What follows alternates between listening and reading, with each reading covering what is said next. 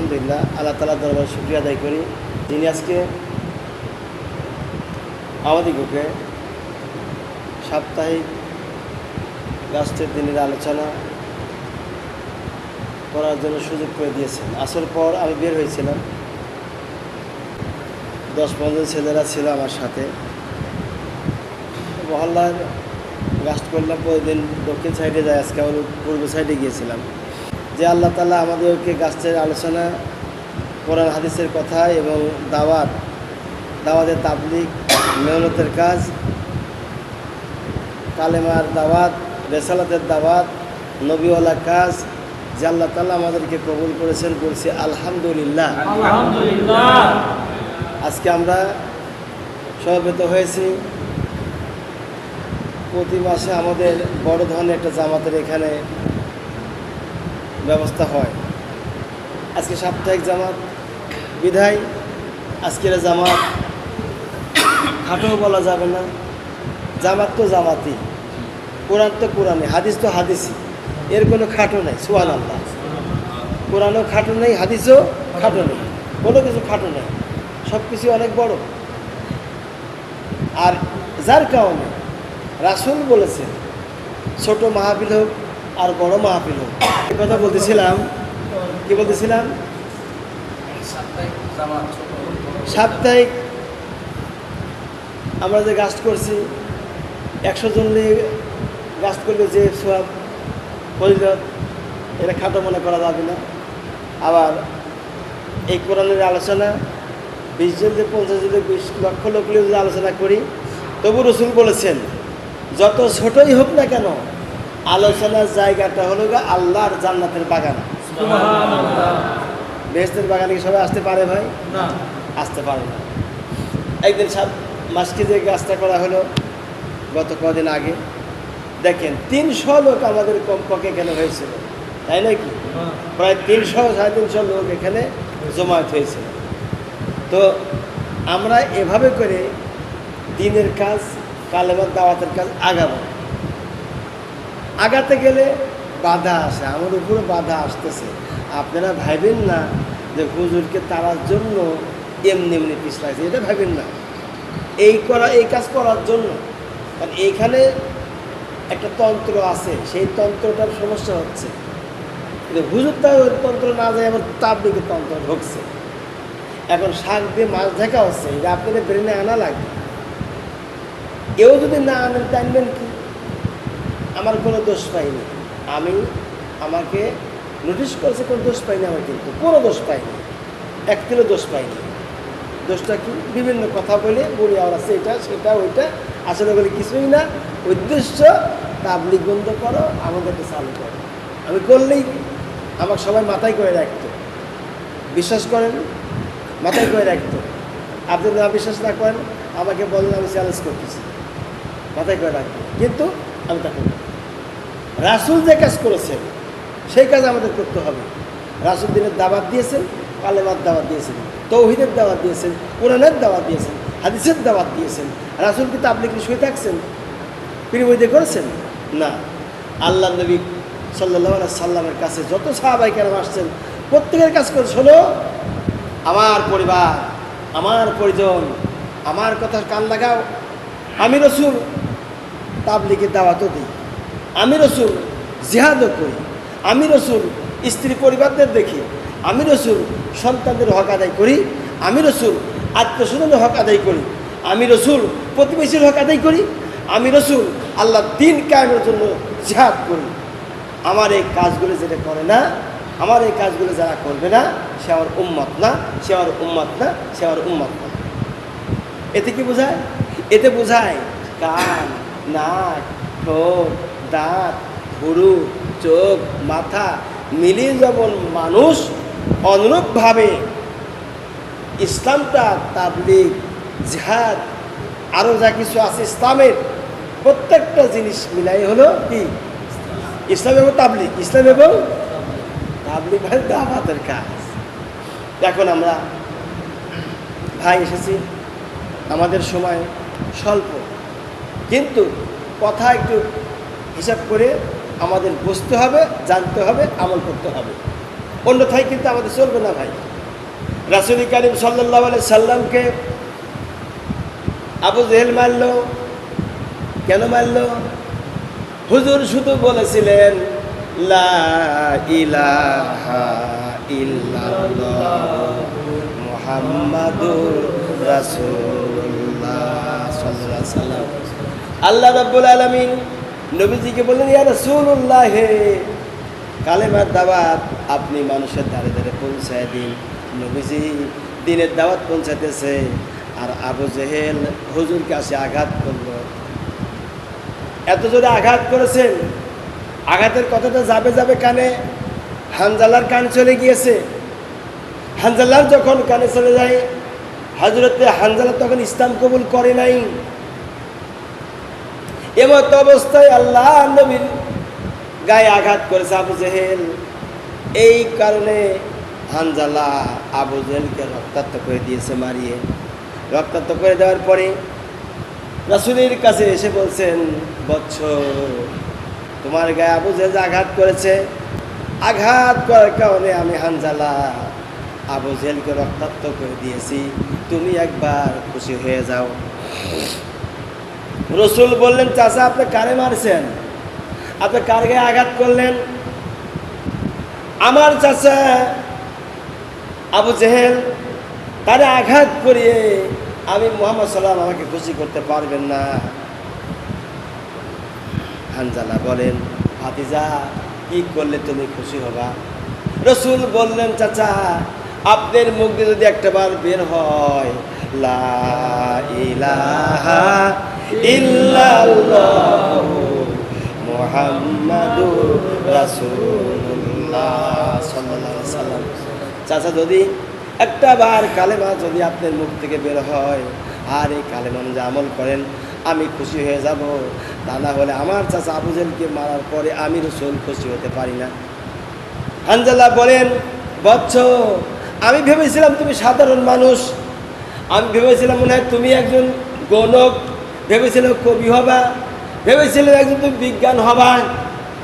এখন থেকে না, তুই গণক না, বিজ্ঞান নয়, কবি নয়, তোমার যে আকীদা, আখলাক, স্বভাব, চরিত্র, তুমি যে চাচাকে মারলে পরে খুশি হও না, কালেমা পড়লে খুশি হও, তুমি প্রতিশোধ নিলে পরে খুশি হও না, 70 দিন কবুল করলে খুশি হও। এই যে 70 দিন কবুল করলে খুশি হবা, আর যে খুশি হয়ে যাও, যার কারণে আমি তোমাকে কথা দিচ্ছি, আল্লাহকে সাক্ষী রেখে বল, তুমি একজন নবী, কোনো সন্দেহ নাই। আল্লাহু আকবার। তুমি যে একজন নবী, কোনো সন্দেহ নাই।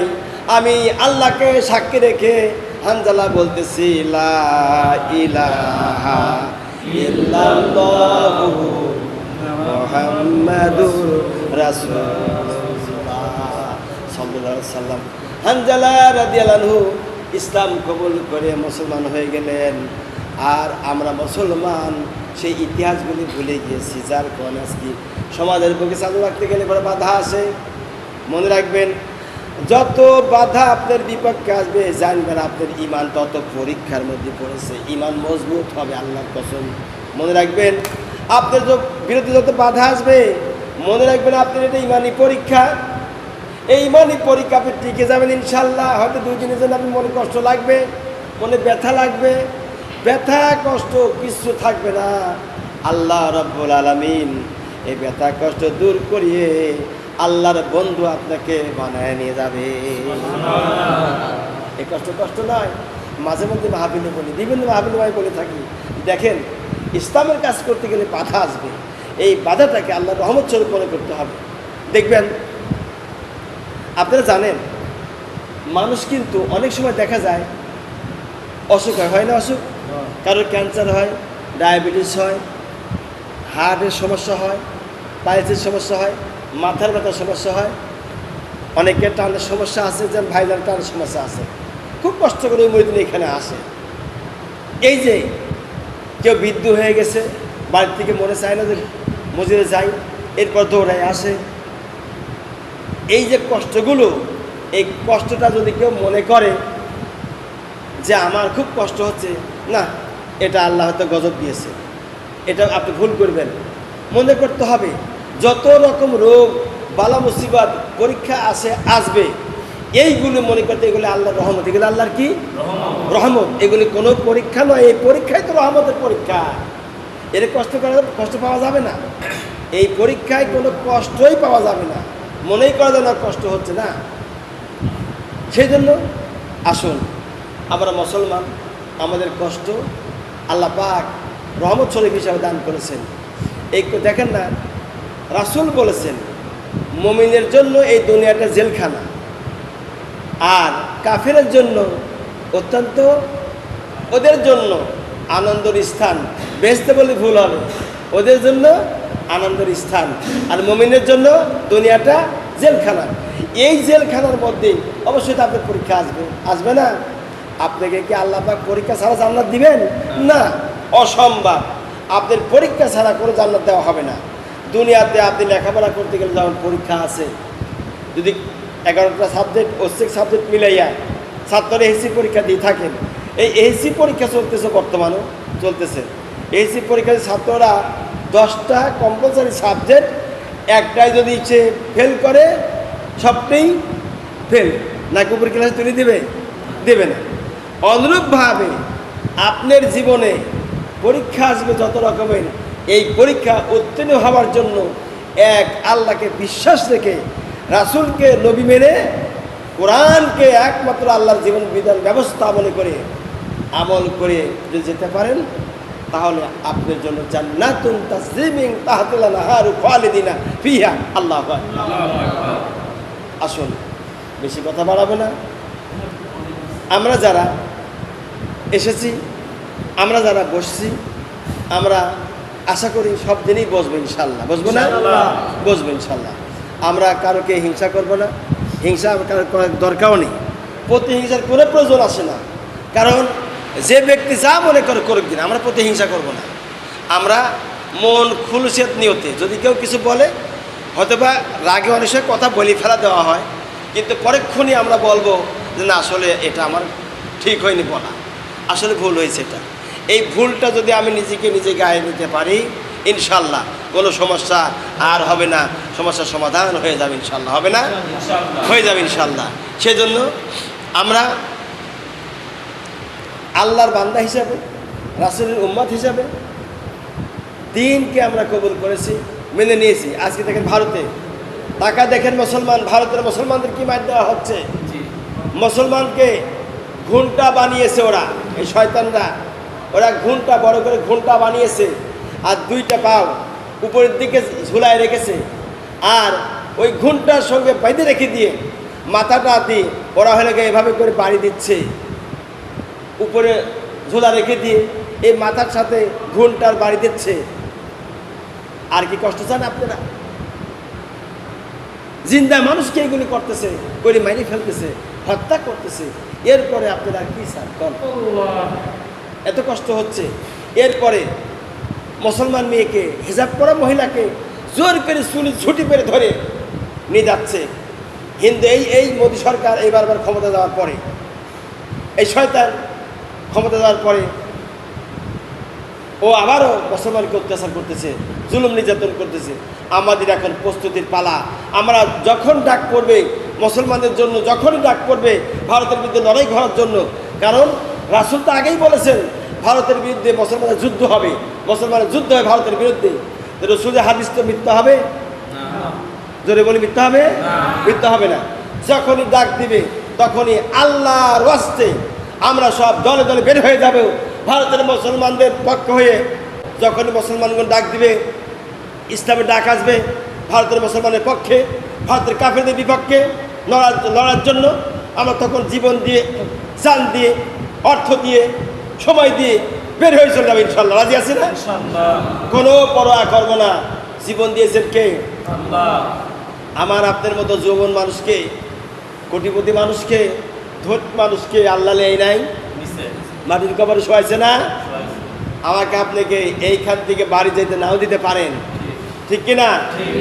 যে আল্লাহ বাড়ি যেতে দিবে না, মাটির কবরে শোয়াই দিবে, ওই আল্লাহর রাস্তার জন্য আমরা রাজি আছি ইনশাল্লাহ, তৈরি থাকবো ইনশাল্লাহ।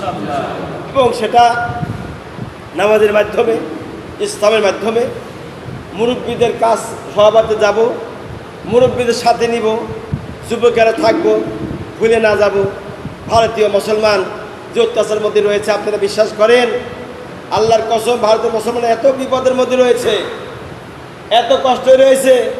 1971 সালে বাংলাদেশে যে যুদ্ধ হয়েছিল, এই যুদ্ধ মানুষকে একবারে মেরে ফেলা দেওয়া হয়েছে, তো গেছে গা। আর ভারতের মুসলমানদেরকে এই মোদী সরকার এমন করে অত্যাচার করতেছে, বিশ্বাস করবেন না। ফেসবুক যারা চালান দেখেছেন যে তাদেরকে কি অত্যাচার করতে, জুলুম করতেছে। তো ভাই, ওই অত্যাচার জুলুম নির্যাতনের মোকাবেলা করতে গেলে পরে দরকার ইমানি শক্তি, তাই নয় কি? খালি যদি বসে থাকি ইমানি শক্তি পয়দা হবে? পয়দা হবে না। ইমানি শক্তি দরকার। সেই ইমানি চেতনা, ইমানি শক্তি, ইমানি আদর্শ আসুন আমরা বাস্তবায়ন করি। আল্লাহ সুবহানাহু ওয়া তাআলা আমাদিগকে ইমানি চেতনা শক্তিকে বাস্তবায়ন করার তৌফিক দান করুন। এবং যারা আমরা ভুল বোঝার মধ্যে রয়েছি, ভুল বোঝা থেকে আমরা ফিরে আসি। আমরা সমাজ, জামাত, মসজিদ, মহল্লা সকলকে নিয়ে ঐক্যবদ্ধভাবে মিল, মোহাব্বত, ভ্রাতৃত্ব বজায় রেখে চলতে চাই, ঠিক না? আমরা চলতে ইনশাল্লাহ আমরা সেভাবে চলবো। আল্লাহ তাআলা আমাদের সকলকে এই দিনের দাওয়াত, মেহনতের কাজ, নবীওয়ালা কাজ আমাদেরকে করাচ্ছেন, সেটা আমরা সেই কাজের দিকে আমরা অগ্রসর হব এবং এই কাজের দিকে আমরা সকলেই আমার আল্লাহ রাব্বুল আলামিনের কাছে ক্ষমা প্রার্থনা করছে, দোয়া করবো যে না আল্লাহ এই মহল্লা ইসলামের দুর্গ করে দাও, কোরআনের দুর্গ করে দাও, মেহনতের কাজ করার তৌফিক দাও, দাওয়াতের কাজ করার তৌফিক দাও, মা বোন সহকারে এখান থেকে জামাত যেন বের হয়ে যায় এই ব্যবস্থা করে দেয়। সবাই বলি জোরে আমিন। যুবকরা তৈরি আছেন ইনশাল্লাহ? 3 দিনের জন্য আমরা বের হব। কয়দিনের জন্য? এই সামনে আমি সে কথা আলোচনা করব। 3 দিনের জন্য আমরা বের হব। আমরা এই মহল্লার এই মসজিদেই থাকবো, প্রয়োজন হলে দূরে না গেলেও এখানেই বসবো ইনশাল্লাহ। এলাকার মানুষদেরকে আমরা নামাজের পথে আনি। আল্লাহ কবুল করে বলি আমিন, আল্লাহুম্মা আমিন। রব্বানা যালামনা আনফুসানা ওয়া লাম তাগফির লানা ওয়া তারহামনা লানাকুনান্না মিনাল খাসিরিন। আয় আল্লাহ তাআলা, পবিত্র জিলকদ মাসের বিদায় লগ্নের দিকে আল্লাহ এই রাতের বেলা তোমার বান্দাদের লইয়া আল্লাহ দিনের কিছু কথা বলেছে। আল্লাহ ভুল ত্রুটি হয়ে গেলে দয়া করে মাফ করে তোমার দরবারে কবুল করো। আল্লাহ আল্লাহ যা সওয়াব দান করো, লাখো কোটি গুণে বাড়ি আথারে মদিনায় বুলবুলে মদিনায় নবীদের রূহ পাকের উপরে দয়া করে সওয়াব পৌঁছায় দাও। तमाम পৃথিবীর মাটির নিচে যত মুমিন মুমিনাত মুসলমান ননের শুয়ে আছে আল্লাহ তুমি সকলের আর উপরে সওয়াব পৌঁছায় দাও। আজকের এই মাহফিলে যে সকল মুরব্বি কেরাম, যুবক, ছোট মাসুম বাচ্চারা এসেছে আল্লাহ আমাদের সবার জীবনের গুনাহগাত আল্লাহ তুমি দয়া করে মাফ করে দাও। আয় আল্লাহ তাআলা, আমাদেরকে তোমার মাহবুব বান্দা হিসাবে কবুল করো। আমাদের মহল্লায় দিনের দাওয়াতের কাজ চলছে, কালেমার দাওয়াত চলছে। যারা নামাজ পড়ে না তাদের নামাজের দাওয়াত দিচ্ছি আল্লাহ। আমরা এই কাজগুলো ভালো কাজ। মসজিদটা খালি থাকে, ওয়াক্ত নামাজে ভরে না, কাতার পূর্ণ হয় না। জুমার নামাজে ভরে না, কাতার পূর্ণ হয় না।